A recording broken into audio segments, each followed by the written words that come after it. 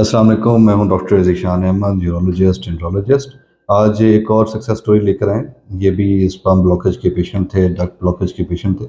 یہ کراچی سے آئے تھے اور کراچی میں ڈفرینٹ جگہوں پہ انہوں نے چیک اپ بھی کروایا، اور 6 سال سے یہ پرائمری انفرٹری مردانہ بانجھپن کی شکار تھے، اور ان کے جو والیوم تھا اسپام کا نہایت ہی کم تھا، 1-2 ڈراپس آتے تھے۔ اب ان کا والیوم بھی بہتر ہو گیا، باقی چیزیں بہتر ہو گئی ہیں۔